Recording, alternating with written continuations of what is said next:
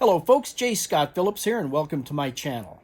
I was tagged about a month ago by Bart J. Gilbertson at Book Rising, and I am only now getting around to fulfilling my book tag obligation to him. I had kind of promised that I would get to this within a few days after I did my last book tag, the e-reader book tag, and due to holidays and some other unforeseen things, and then me just kind of twiddling my thumbs a couple of times when I should have been working on some other videos, I'm finally getting around to this now that Christmas is out of the way and there's some time on my hands. So I apologize, Bart, for taking so long to get back to this, but here I am, and I should let the viewers know here that this is the Great Hitchcock book tag, and this was an original book tag by Bart J. Gilbertson, and it is I don't want to say it's celebrating Alfred Hitchcock. Alfred Hitchcock is the theme of the tag, and it's based on the prompts are based on 8 Alfred Hitchcock films with one-word titles. And each prompt then is not necessarily based on Alfred Hitchcock. Rather, it is based on books that are inspired by those one-word titles. And Bart's video started off with, it was actually introduced by Alfred Hitchcock's nephew, I believe, or maybe great-nephew, but Freddie Hitchcock. Apparently made his way over to the Bart J. Gilbertson personal library to film the introduction of the book tag video. And I have to be honest, I was a little skeptical as to whether it was really an actual relative of Alfred Hitchcock's. And he told a story at the beginning of his video about as he was on his way to the Gilbertson library to film the video, he passed the state penitentiary and saw this little tiny guy crawling down the outside of the penitentiary from a rope. And when he got about halfway down, he saw Freddie watching him and gave him just a dirty look, and then jumped down to the ground and ran off. And Freddie mentioned that he thought that was a little condescending. And to be honest, I didn't really quite believe the story, so I often will do research in doing my videos. So I Googled it, and sure enough, but there was a little bit more to the story. Apparently, that little guy in prison who made his fantastic escape was, he had been charged with fraud, with malicious fraud. He had been practicing fortune-telling without a license, apparently, and had bilked a lot of people out of tens of thousands of dollars, and that's why he was serving time. He made his escape, though, and I knew it was true when I came across the headline, Small, Medium, at Large. So now, Freddie, I completely believe the veracity of your story and that you must be who you say you are. So with no further ado, let me run through the prompts here, and then I'll get into my responses to those. The prompts, again, all one-word titles of Alfred Hitchcock films. Number 1, Spellbound. Name a book that had you so completely enthralled you couldn't put it down. Number 2, Rope. Name a book where the murder weapon is anything other than a gun or a knife. Number 3, Vertigo. Name a book with a notable scene from a dizzying height. Number 4, Psycho. Name a book where the main character is a psychopath. Number 5, Frenzy. Name a book with a society or a community in complete chaos. Number 6 is Topaz. Name a book where gems and jewels are an essential part of the plot. Number 7, The Birds. A technicality on that being a one-word title, but we'll go with it. Name a book where a bird or birds play an important part in the story. Number 8, Marnie. Name a book with a troubled or shady female character. And finally, number 9 is to tag others. So on to the first prompt for Spellbound, which is a book that so completely enthralled me that I couldn't put it down. And I'm going to go with Ken Follett's The Pillars of the Earth. It's a pretty well-known and loved historical novel that takes place in 12th century Britain.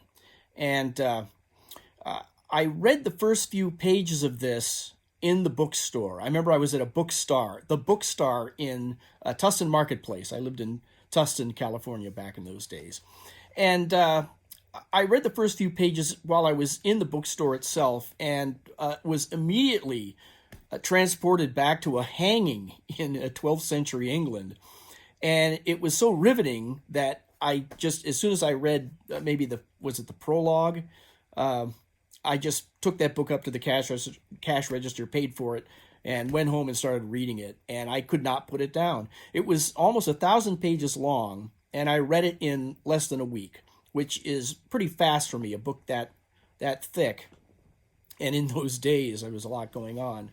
But I was just so compelled by it. It's basically the story of the building of a cathedral in this little town, this little village of Kingsbridge. And it spans a couple generations. A father passes it on to his son to complete. But all the characters and the historical references and everything were just so rich and detailed, and the adventures and stories and the daring do that happened throughout that book just kept you turning the pages. And but really, it's a story about building that cathedral, and it covers the innovations and innovations of the transition between one style of, I guess, Gothic architecture into the next level of architecture in building cathedrals, and just the advances in architecture and supporting huge structures and things like that to open up the world and a church to the glory of God and all that. Really compelling. And as an art student back in those days, it was just reconfirming a lot of the things that I had learned in college about art and architecture. And as I say, I could not put it down. In fact, by the time I finished reading that book, kind of, if you ever read Moby Dick, you feel like by the end of that book, it goes into such detail of whaling in the mid-19th century that you could sign yourself onto a whaling ship and go whaling. You knew enough about it. This book here, I was convinced that I could go and build a cathedral.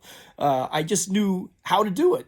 The book itself has a lot of drawings of the architecture and things that kind of walk you through it. And as long as we're talking about art here, let's just take a quick look at the cover and some of the interior illustrations. I always love it when a book has interior illustrations other than just cover art. So here is the cover of the first edition, which was also picked up for that paperback that I bought. The cover design is by David Gaddy, and his lettering here is reminiscent of the old illuminated manuscripts that were all hand lettered with great care by the scribes of the churches in those days, with those gilded letters and the richly inked typography and all that. And then the illustration behind that is by Christopher Zackenrow. Nice, understated, looks kind of maybe lit by torchlight there, but nice and simple, big bold cover there. And then on the inside, we got a lot of really nice illustrations. The book is divided up into, I think, 5 different sections. And each section, a couple of 100 pages apart, is introduced by a double-page spread illustration covering the evolution of the building of that cathedral in Kingsbridge as it moves through the story. These illustrations are by Petra Ruhr-Ruendahl, and I believe she's primarily a sculptor, but here she's given us some really nice architectural drawings. And up in the upper left there, that's the cathedral in Kingsbridge that is the earliest iteration that we see in the story. And then as the sections go by, we see the evolution of that as it's designed to the next level as funding comes in, and there's a lot of intrigue and stories on how they have to keep building this over the decades. Then we see it a little further under construction, more design work, more innovations. We're getting into the next level of architecture as it's coming up from France, I believe, with flying buttresses and other external ways of supporting such a large cathedral. And then finally at the end there, we see how it is finely shown or depicted in the story itself. Prompt number 2 is for Rope, and that's a book that has a murder weapon that is anything other than a gun or a knife. And as a longtime Sherlock Holmes fan, I'm going to go with A Study in Scarlet for a couple of reasons. One, it's the very first adventure, was first published in Beaton's Christmas Annual of 1887, I think it was. And that is the very first adventure of Sherlock Holmes ever published, in which he meets Dr. Watson and they go on their first crime investigation together for the very first time in this book. And they meet up with Inspector, not Lestrade, Gregson. They meet up with Gregson at the murder scene. And there is a body on the floor there that has no apparent wounds in it. So Gregson doesn't know how he met his demise, and Holmes quickly deduces that it was by poison. So not a gun or a knife, but poison. Then the other reason I picked A Study in Scarlet was because of this illustration. This is one of 6 drawings from the 1888 Ward Lock and Company edition of A Study in Scarlet, and they were drawn by none other than Charles Doyle, Arthur Conan Doyle's own father. And we see an interesting depiction of Holmes here, where he's the tall figure standing in the center of the doorway there with a beard. And I don't believe that we've ever seen Holmes depicted again, other than maybe in a disguise, with a beard since then. And then there we've got old Dr. Watson standing to Holmes's right, and Inspector Gregson motioning towards the body there. And then on the door jamb, we can barely see it, but there's another clue there. That's the German word Rache written onto the wall there, which is the German word for revenge. So that's a pretty interesting drawing there. I just wanted to share that with you because it's a completely different kind of look of Sherlock Holmes that we've been used to seeing ever since. Prompt number 3 is Vertigo, and this is the one with the book with the scene from a dizzying height. And there were a few books that I could think of that had scenes from dizzying heights. And but I'm going to go with one of my favorite books, and that is The Cane Mutiny by Herman Wouk. There's a scene early in the story where ensigns Keith and Harding are on their first day on the ship, and they're being given a tour around there. And one of the standing orders from the captain is that any officer material first signing aboard the Cane has to scale the mast up to the crow's nest and sit up there and kind of take it all in for a little while. They've got to familiarize themselves with the ship from stem to stern and from top to bottom, and that means the crow's nest. So up they've got to go, and once they get up there, they climb up there together. Harding starts to get sick. He's up there so high, and he starts to bemoan the fate of the poor sailors down on the deck below. He would use his hat to throw up into, but he's only got the one hat. So Keith, being the officer and the gentleman that he is, offers his hat because he's got a couple of other ones. So Harding does his business into Keith's hat, and then now they don't know how to get rid of that hat. They're way up there, and how do you get rid of this putrefied hat here? So they decide they'll just hang it from the crow's nest forever and leave it at that. Now, since I like to talk about artwork, I can't leave it at that. So let's take a minute here and look at the cover art from the very first edition of The Cane Mutiny. And this was cover art by John Hull. And we see a few scenes depicting chapters out of the book. And then as we can kind of zoom in, I'll try to zoom in on the Cane itself. There's the USS Cane up at the top. And towards the right of the ship there, you can see a little bit, maybe that's the masthead with the crow's nest, which was about halfway up that mast, if you can kind of get a sense of that. Prompt number 4 is for Psycho, naming a book that has a psychopath for a main character. And for this one, I'm not going to go with any of the really crazy psychopaths like Silence of the Lambs or anything. I'm going to go with a little more subdued one. And that is The Lovely Bones by Alice Sebold. I read this, 15 years ago or something, but it's shortly after it first came out. And the premise of it struck me. I'm always kind of a sucker for ghost stories, and this is a kind of a ghost story. It's the story of a 14-year-old girl, Susie, who is lured into this underground chamber that was built by a creepy neighbor out in the middle of a cornfield, and she's molested and murdered there. And we follow her story after she's been murdered from her personal purgatory, I guess. She's just learning that she's been killed, and she's watching the investigation and trying to somehow help or get in communication or just witness what's happening with the police trying to solve the case. And she's kind of confused, doesn't really remember much of what actually happened herself, but she does know what's happened, and it just follows that story. Now, that's kind of a compelling premise to me, and it's why I got the book and enjoyed it to a certain level, but there really wasn't anything unexpected in the book for me. You would think that the family dynamics, the family is having to deal with one of their children having been killed, and there doesn't really seem to be, as I recall, anything remarkable about that. It was disturbing, but it wasn't anything compelling or unusual.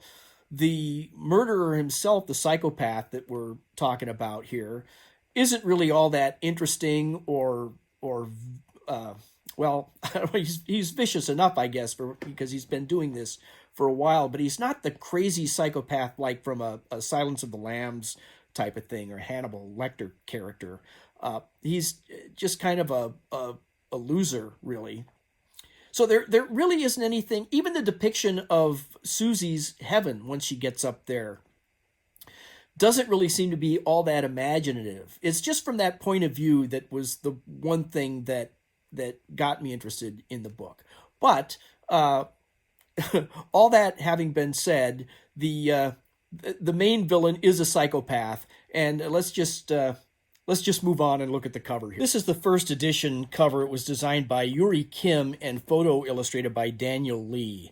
And to me, like the book, it's somewhat unremarkable. It's nice and clean, but there's just really not too much that's very interesting about it. It's rather bland. It doesn't look like it's the story of a young girl who's been murdered and has gone off to heaven, really. It looks more like a very simple romance cover, maybe.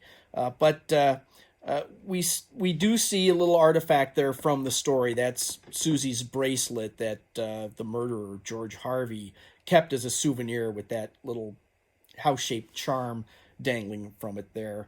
It's a pretty quiet cover, really, which kind of fits the book. Not as interesting or compelling even to buy off the shelves, I wouldn't think, from a bookstore in those days. But what am I talking about? I guess I bought it, so there you have it. Prompt number 5 is Frenzy, and that is to name a book with a society or community in complete chaos. And the first book that struck me as one of my favorite books going way back, War of the Worlds by H.G. Wells. And probably everyone is familiar enough with that story to understand how that community, the whole world, was in chaos here.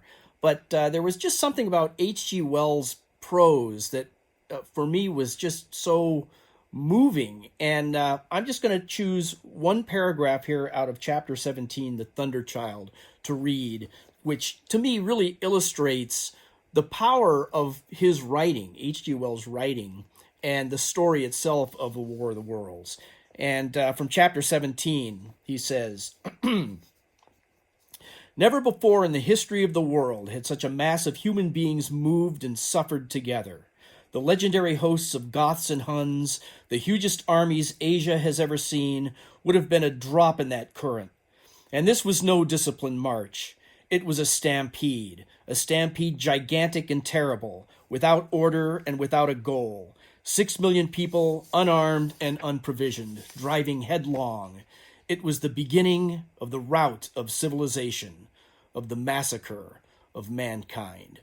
Now, what else do I need to say about that? I'll just go straight to some cover art here. We could talk about that. As you can see, this is from Amazing Stories, and this is the August 1929 issue with cover art by Frank R. Paul. He was the principal illustrator of cover art for Amazing Stories back in those days for a long, long time, and really gave Amazing Stories its look, its general appearance on the newsstands. Here we see some of the tripods that are rampaging over London and capturing some of the citizens there. And this was back in the day when Amazing Stories, this was only the second year of its publication. And back then they were printing a lot of reprints of stories that had come before, decades sometimes before. This story here itself was probably 30 years old already at the time. They were still trying to get started with their own science fiction stories, and they were coming. This was opening up the floodgates here. But this was an early one, and I think a pretty good... I'm usually not a big fan of Frank R. Paul's artwork, but I think this is a pretty good rendition of the tripods and of the destruction that we see in War of the Worlds. Prompt number 6 is Topaz. Name a book where gems and jewels are an essential part of the plot. And for this one, I'm going to go with a short story, The Bizarra of Puri, which is a short story by Rudyard Kipling, and it was first published in the Civil and Military Gazette, the March 4th issue, 1887. And first printed in his first collection of short stories, Plain Tales from the Hills, in 1888. One of my favorite Rudyard Kipling collections. The Bizarra of Puri. Puri is a little village in India. But the Bizarra of Puri is a powerful love charm that only works best when it's stolen, preferably with bloodshed. Otherwise, it will bring the death of the owner within 3 years. So you don't want that. There's a little description of the Bizarra of Puri in the text here, and it says, "In shape, it is a tiny square box of silver, studded outside with 8 small ballast rubies. Inside the box is a little eyeless fish, carved upon some sort of dark, shiny nut and wrapped in a shred of faded gold cloth. That is the Bizarra of Puri. And it were better for a man to take a king cobra in his hand than to touch the Bizarra of Puri." So, pretty creepy, but an interesting little story. It follows along the passage of the Bizarra from one owner to another, and the ramifications of that ownership as it's passed along several owners. This is the cover of the book that I've had for a long time, the Oxford University Press 1991 World's Classics edition. It's a trade paperback, and I have a whole set of these. And these are great if you're going to read Kipling, because a lot of the things that he writes about, it's in beautiful English. I love Kipling's prose as much as I like H.G. Wells, but he does write about a lot of things that we just don't understand nowadays, especially when he's writing stories that are set in India. He uses a lot of Indian words and phrases and just things from the 1800s that we aren't familiar with now. So these books have great notations in them and use of terms and things. So it's a big help to have an annotated text of a lot of these Rudyard Kipling stories, just so that you can understand a lot of the nuances and things. But as we zoom in on this, one of the interesting things about this cover is that somehow, even though I'm sure this photo was taken back in the 1880s or 90s something, by the way, it's from the Dowood collection of the Earl of Shelburne, which is used by permission on the cover of this. But there's a guy sitting at the table here with a pith helmet that looks exactly like my old pal Wayne. And I don't know how he managed to get back in the 1890s here, but that's him sitting next to the guy in the straw hat with the big mustache there. My old pal Wayne. And friends of mine who might be watching this will know exactly what I'm talking about. How's he getting away with this here? Prompt number 7 is The Birds. Name a book where a bird or birds play an important part of the story. So the first thing that came to my mind was a book that came out when I was in junior high school that was immensely popular, and that is Jonathan Livingston Seagull by Richard Bach. It came out in 1970. And this book was bloody everywhere. And my mother had a copy of it, and then that passed on to my sister. And so my sister loved this book. And then I got a hold of it at some point, and I had to find out what the big deal was. And to this day, I still don't get it. It's a fable that is about it's kind of a transcendental story of a wayward seagull who is ostracized from the flock because he's unusual. He just likes to fly, and that's his big thing. And he keeps trying to achieve a perfection of flight, and is somehow evolves into a greater version of himself, of better than what a seagull might be. You may know the story, but the book was, like I say, it was bloody everywhere back then, and I just had to read. It's a very short book. You can read it in probably about 15 minutes, but a lot of people loved it, and I think this started a wave of all kinds of other transcendental kinds of stories and fables and poetry and all that. And I probably like the Neil Diamond album a lot better, Jonathan Livingston Seagull, than I did the book itself. But the book is known for its photography. Here is the cover of Jonathan Livingston Seagull, a pretty iconic cover. I don't believe that in any of the reprints that they've ever really changed this cover very much. It's was photographed by Russell Munson, who is a fine art aerial photographer, and shot aircraft as well as nature shots.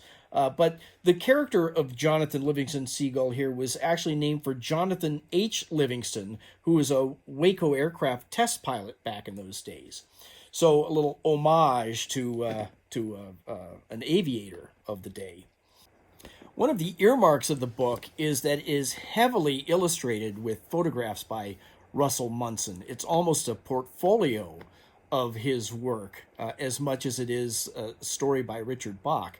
Let's just take a quick look at some of the photography inside the book that helped to make this book so famous and popular, I think. And I actually like the photography in the book more than I like Richard Bach's story. But be that as it may, it was still a bestseller for years, and I don't hear too much about it anymore, but I'm sure it's easily found if you're interested in reading a little piece of the 1970s popular culture. Prompt number 8 is Marnie, which is a book with a troubled or shady female character. And I will go with the shady female character here in Disclosure by Michael Crichton, which came out in January of 1994. And it's the story of corporate sexual harassment. And Crichton kind of turns the tables here in that he makes the female executive the culprit in this book. And this book kind of hit home for me when it came out, not because of the sexual harassment aspect, but because it's set in kind of a high-tech computer corporation. And back in those days, I was somewhat of an early adopter in computer graphics, and I was working for Disney at the time and involved in a lot of new products and software and things coming out, which they cover a lot of in this book. Crichton likes to write about the high-tech sides of things, and in this case it was computer design. And it's the story of Tom, who is hired by a corporation to develop a new products, I think a laptop in particular, a new laptop configuration. But his boss is an ex-girlfriend who is trying to get back together with him, and he's not having it, and so she coerces him in a lot of ways.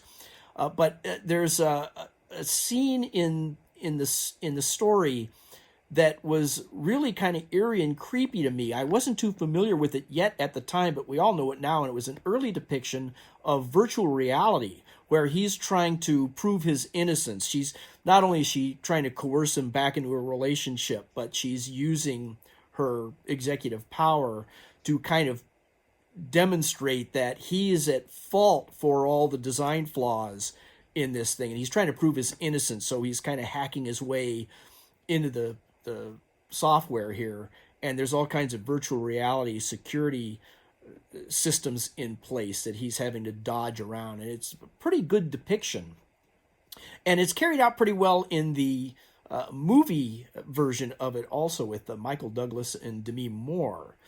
But the book itself was a page turner for me just because of the high tech stuff, and then of course with the sexual harassment kind of goading you along, it was an interesting read. But let's take a quick look at the cover art for this. Now, I don't believe that this is the first edition cover for Disclosure. This is the cover of the mass market paperback that I bought years ago.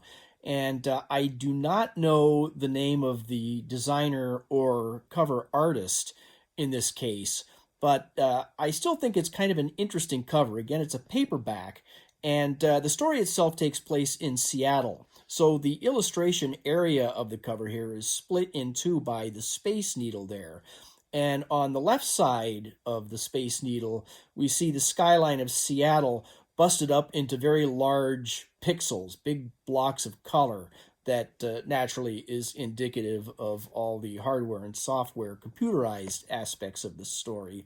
And then on the right side of the Space Needle, we see a photographic rendition. Don't know if you can see it very well here. I'm sure you can't see it in the zoom in here. But the photographic side of Seattle there is embossed on the cover. So the paper itself is a kind of a sculpted relief depicting the shapes and dimensions of the buildings themselves. So it has kind of an interesting texture, a quality to the cover. I kind of like that sort of thing. Now, since this is the Great Hitchcock book tag, before we move on to prompt number 9, where I tag some booktubers, I just want to talk real quick about the Alfred Hitchcock silhouette logo itself from Alfred Hitchcock Presents. I can't look at this artwork without hearing in my mind, and probably neither can you. But it turns out that Alfred Hitchcock himself designed this logo here. Turns out that he started out his career as a commercial artist in sales and marketing. So I can get along with that. But it was his musical collaborator that he'd worked with for years, Bernard Herrmann, that suggested Charles Gounod's Funeral March of a Marionette for the theme song. And that, I think, has become just as iconic for Alfred Hitchcock Presents as the line drawing itself. They, like I say, they really just go hand in hand. And that brings us to the 9th and final tag, and that is to tag other booktubers. Now, Bart J. Gilbertson already tagged a bunch of booktubers in his original video for this tag that I probably would have if he hadn't. But I'm going to go ahead and tag MJ at Reading This Life. She tagged me some weeks ago on that e-reader book tag, which was a lot of fun. So MJ, let's see if you want to jump in on this one here. I'm also going to tag Tom L.A. Books, who was an early friend to my channel, going way back to my, back as far as August now, to my first Robert Silverberg video on his book, Dying Inside. And I'm pretty sure that Tom is well read enough to be able to cover all of these prompts very easily, and might even have an affinity for the old Alfred Hitchcock show. And then Bart had tagged Michael K. Vaughan, but I don't believe that Michael has done the tag here yet, so I'm going to re-tag Michael K. Vaughan on this. He also has been a very good friend to my channel here, and I appreciate that. So I'm going to rattle his cage here again and see if between Bart and I we can get him to rustle up some responses to the great Alfred Hitchcock tag. And so there you have it, folks. That was a pretty fun tag to do. I thank Bart J. Gilbertson for tagging me on it and for creating it to begin with. And we'll see if anyone else picks up the baton here that I've called out. And I look forward to seeing all of you next time. And until we chat again, thanks a lot.